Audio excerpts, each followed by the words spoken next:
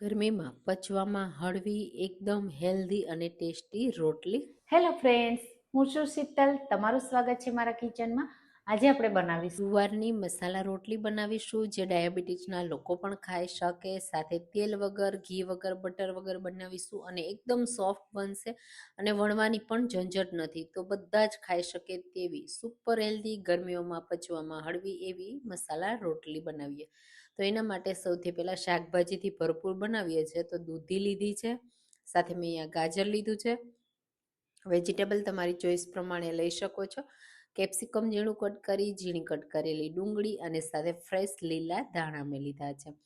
તીખાસ પ્રમાણે તમને જોઈએ એ પ્રમાણે લીલી મરચી મેં અહીંયા એક લીલી મરચી એડ કરી છે. થોડા અજમાને હાથથી ક્રશ કરી એડ કરીશું, જેથી બધા વેજીટેબલ પણ પચવામાં એકદમ હળવા રહે. આ રીતે એડ કરી દેશું. સાથે થોડા મસાલા પણ એડ કરીશું, જેનાથી આ રોટલી બહુ ટેસ્ટી એવી લાગશે. તો અડધી ટીસ્પૂન જીરું, અડધી ટીસ્પૂન મરી પાવડર અને સાથે અડધી ટીસ્પૂનથી પણ ઓછું એવી હિંગ એડ કરીશું. સ્વાદ પ્રમાણે મીઠું એડ કરી દેશું. અને હવે પચવામાં પણ હળવી અને પેટને ઠંડક આપે એના માટે શેકેલા જીરાનો પાવડર એડ કરીશું. તો બધી વસ્તુ મેં એવી જ એડ કરી છે કે તમે ખાઓ ને તો પણ તમને વધારે ના લાગે, ગ્લુટન ફ્રી બને અને જેમને વેટ લોસ કરવું છે એના માટે બેસ્ટ છે, ડાયાબિટીસના લોકો માટે પણ બેસ્ટ છે અને ગરમી માટે પણ એકદમ બેસ્ટ છે. આ રીતે પહેલાં બધું મિક્સ કરશું એટલે વેજીટેબલમાંથી પાણી છૂટું પડશે અને પછી લોટ એડ કરશું તો જ્યારે આપણે પાણી એડ કરીએ ને ત્યારે એક્સ્ટ્રા પાણી એડ નહીં કરવું પડે. હવે અહીંયા મેં 1 કપ જુવારનો લોટ લીધો છે, જે ગરમીઓમાં ખાસ કરીને પચવામાં હળવો અને ગ્લુટન ફ્રી હોવાને લીધે તમે વેટ લોસમાં પણ ખાઈ શકો છો. પહેલાં આ રીતે મસાલા સાથે લોટને મિક્સ કરી લેશું. તો તમને જુવારની રેસીપી પસંદ આવે છે કે નહીં મને કમેન્ટમાં ચોક્કસથી કહેજો. અને હા, જુવારની અવનવી મેં રેસીપી મારી ચેનલ પર પોસ્ટ કરી છે, તમે એકવાર જરૂરથી ચેક કરજો. અને મારી રેસીપી તમે કઈ સિટીમાંથી જુઓ છો ને એ પણ મને જરૂરથી કહેજો. હવે થોડું થોડું પાણી એડ કરતા જશું અને મીડિયમ થીક એવો લોટ બાંધી તૈયાર કરશું. જે રીતે આપણે રોટલીનો લોટ બાંધીએ ને એનાથી થોડો લોટ ઢીલો કરવાનો છે, કારણ કે આપણે લોટને કોઈ વણવાની નથી, કોઈ મહેનત નથી, માત્ર લોટને બાંધવાનો છે. તો ટોટલ આપણે અડધા કપ જેટલા પાણીની જરૂર પડશે. જે વેજીટેબલ છે એના પણ પાણી રિલીઝ થયું છે, તો એ રીતે આ રીતે મિક્સ કરીશું અને પાણી એડ કરતા જશું. તો ટોટલ મેં અહીંયા અડધો કપ પાણી એડ કર્યું. પહેલાં 1/4 કપ ભર્યું હતું અને ફરીથી પાછું 1/4 કપ, એ રીતે ટોટલ અડધા કપ પાણીની જરૂર પડી. હવે જ્યારે પણ તમારે આ મસાલા રોટલી બનાવવી હોય ને ત્યારે જ લોટને બાંધવાનો છે. જે પણ વેજીટેબલ આપણે એડ કર્યા છે લોટ બાંધી રહેવા દેશું ને તો દૂધી ખાસ કરીને પાણી વધારે રિલીઝ કરશે અને પરફેક્ટ રોટલી નહીં બને. રોટલી પરફેક્ટ બનશે તો શેકવામાં મહેનત પડશે, એટલે એ વાતનું ધ્યાન રાખી અને જ્યારે પણ રોટલી બનાવવી હોય ને ત્યારે જ લોટને બાંધવાનું. આ રીતે મિક્સ કરી અને થોડી વાર માટે સરસ એવું મસળી લેશું એટલે સરસ બધા વેજીટેબલ મિક્સ થઈ જાય. બસ હવે આ લોટને રેસ્ટ દેવાની બિલકુલ જરૂર નથી. જેવડી સાઈઝની રોટલી કરવી છે ને એવડી સાઈઝની તમારે લુવું લઈ લેવાનું અને એકદમ સરસ એવું સ્મૂથ કરી લેવાનું, એટલે સરસ એવો શેપ આવી જાય. આ રીતે હાથમાં બિલકુલ ચોટશે પણ નહીં, એટલો નરમ લોટ કરવાનો છે અને બહુ કઠણ પણ નહીં, એ રીતનું. અને જો વધારે નરમ થઈ જાય તો થોડો એક્સ્ટ્રા લોટ પણ તમે એડ કરી શકો છો. હવે આપણે એને વણવાની નથી તો હાથથી થાપવાની છે. તો એના માટે સૌથી પહેલાં આ રીતે એક વાસણમાં મેં પાણી ભર્યું છે અને આ રીતનું કોટનનો કપડું લીધું છે. કોટન કે મસલિન ક્લોથ હોય ને એ લઈ શકાય છે. આ રીતે બધું પાણી નિતારી દેશું. બસ ભીનું જ કરવાનું છે માત્ર કપડાને.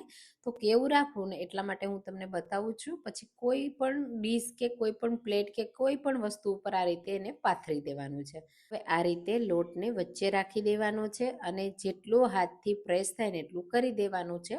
અને પછી જો તમને એવું લાગે કે બરાબર સ્પ્રેડ નથી થતું તો હાથને પાણીવાળો ભીનો કરતો જવાનો. આ રીતે કરશો ને એટલે તરત જ સ્પ્રેડ થઈ જશે. તો પહેલાં બહુ લોટને ઢીલો નહીં બાંધી દેતા, પછી જરૂર લાગે ને એટલું આ રીતે પાણીવાળો હાથ કરતો જવાનો, થોડું પ્રેસ કરતું જવાનું અને સાઈડથી જો તમને એવું લાગે કે બહુ તૂટે છે તો થોડું સરખું કરતું જવાનું. તમે હથેળીની મદદથી ફાવે ને તો હથેળીની મદદથી પણ થાપી શકો છો.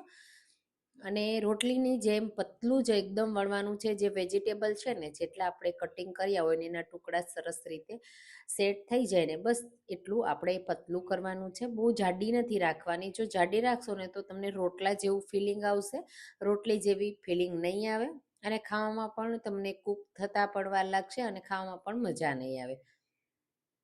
એકદમ આ રીતે પતલી કરી લેવાની. તમે જુઓ પતલી મેં સરસ રીતે કરી લીધી છે. હવે આ રોટલીને તમારે આ રીતે પણ બનાવી શકો છો અને બટર પેપર રાખી અને તમે વણી પણ શકો છો. બંને રીતે તમે તમારી રીતે બનાવી શકો છો. એકદમ પતલી રાખવાની છે. આ રીતે સાઈડથી નહીં, વચ્ચેથી પણ એકદમ પતલી રાખવાની. આ રીતે ચેક કરી લેવાનું. તમે જુઓ એકદમ મેં પતલી પાપડ જેવી બનાવી છે, બહુ જાડી નથી રાખી. બસ હવે આ રોટલીને આપણે શેકવાની છે. તો ઘી, તેલ કે બટર વગર આપણે તૈયાર કરશું. જે રીતે આપણે નોર્મલ રોટલીને શેકીએ ને એ જ રીતે. તો અહીંયા તવો આપણો સરસ એવો ગરમ થઈ ગયો છે. તો બસ હવે તવા ઉપર આપણે રોટલીને આ રીતે ઊંધી બાજુ રાખી દેવાની અને કપડાને ઉપરથી લઈ લેવાનું. સિમ્પલ આ રીતે ભીનું કપડું હશે એટલે બિલકુલ રોટલી ચોટશે નહીં. થોડી વાર માટે એને એક જ સાઈડથી થવા દેવાની. તમે જુઓ તરત જ તમે ફેરવશો ને તો પણ ફરી જશે. બસ ગેસની ફ્લેમ લો ટુ મીડિયમ રાખવાની, હાઈ ફ્લેમ નથી રાખવાની, નહીંતર છે ને વેજીટેબલ કાચા રહી જશે, બરાબર કૂક નહીં થાય. આ રીતે થોડું ડ્રાય થઈ જાય ને એટલે ફેરવી દેવાની. હવે અહીંયા જો તમારે પરોઠાની જેમ આ રોટલીને ખાવી હોય ને તો તમે ઘી કે તેલ કે બટરમાં શેકી શકો છો. પણ હું રોટલીની જેમ સર્વ કરવાની છું, કોઈ વસ્તુ એડ નથી કરવાની, એટલે આપણે રોટલીની જેમ શેકવાની. આ રીતે પલટાવતું જવાનું, થોડું હલકું પ્રેસ કરી દેવાનું એટલે અંદર સુધી કૂક થાય અને પછી ફરીથી બીજી સાઈડ શેકી લેવાની. તો તમને જો ક્રિસ્પી પસંદ હોય તો એ રીતે શેકવાની અને સોફ્ટ પસંદ હોય તો ગેસની લો ફ્લેમ ઉપર શેકવાની, એટલે કાચી પણ ના રહે અને રોટલી એકદમ સોફ્ટ બને. હું અહીંયા ગેસની લો ફ્લેમ ઉપર જ શેકું છું. આ રોટલીને આપણે સોફ્ટ બનાવવાના છીએ, એકદમ કડક નથી બનાવવાના. પરોઠા બનાવતા હોય તો તમે કડક બનાવી શકો છો. બસ આ રીતે હલકી હલકી પ્રેસ કરતું જવાનું. તમે જુઓ કલર કેટલો પરફેક્ટ આવી ગયો છે, રોટલી આપણી શેકાઈ ગઈ છે. તો આ જ રીતે બાકીની બધી રોટલી બનાવી લેવાની અને શેકી લેવાની છે ને. એકદમ સિમ્પલ, એકદમ હેલ્ધી, ટેસ્ટી. મેં એને ગોળ કેરીના અથાણા સાથે સર્વ કરી છે. તો તમે આ રેસીપી એકવાર જરૂરથી ટ્રાય કરજો. તમે જુઓ કેટલી સોફ્ટ છે અને ડાયાબિટીસના લોકો શું બધા જ ખાઈ શકે આ રોટલી, એટલી ટેસ્ટી પણ છે. તો તમે આ રેસીપી જરૂરથી ટ્રાય કરજો. કમેન્ટમાં કહેજો કે તમને આ રેસીપી કેવી લાગી. રેસીપી પસંદ આવી હોય તો લાઈક કરવાનું ભૂલતા નહીં. Thank you.